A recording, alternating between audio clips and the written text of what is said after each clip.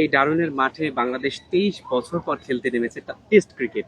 Yes, সেটা দেখতে আসছেন, কেমন হ্যাঁ। লাগছে? খুব ভালো লাগছে, এক্সাইটেড আমরা এটা দেখার জন্য আসছি এখানে।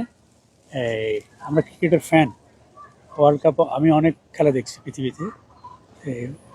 ওয়ার্ল্ড কাপও দেখছি 1999। ডারউইন একটু গরম বেশি মনে ডাকরিমেন্ট হচ্ছে। হট, বাট এই দিস গরমের ইজ ভিতরে টেস্ট ক্রিকেট এখন মাঠে বসে দেখাটা একটু কষ্টের ব্যাপার। কষ্ট, বাট এখানকার ওয়েদার এখন ভালো, খুব ভালো।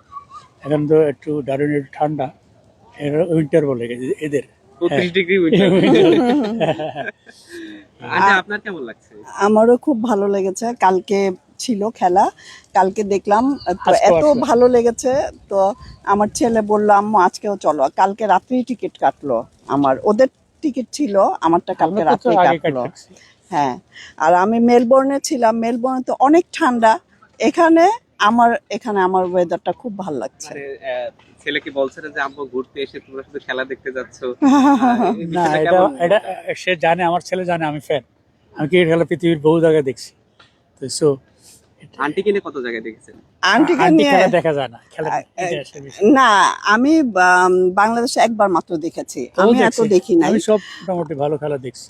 এই যে এত হাজার হাজার মাইল দূরে এসে হ্যাঁ। দেশের জন্য গলা ফাটাচ্ছেন, চিৎকার করছেন, এটা এটা কেমন এটা খুব অনুভূতি? এক্সাইটেড। কালকে তো খুব এনজয় করেছি, খুব ভালো লেগেছে। আর আমাদের দেশ কার খেলা এখন ভালো লাগছে? খুব ভালো খেলছে আজকে, এটার জন্য তো আমরা বেশি এক্সাইটেড। কার একটু খেলা? ভালো লাগছে যে প্রাউড ফিল হচ্ছে।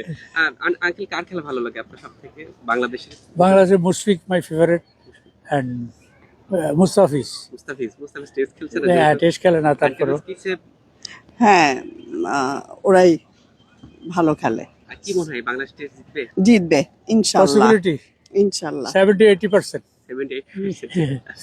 ঠিক আছে।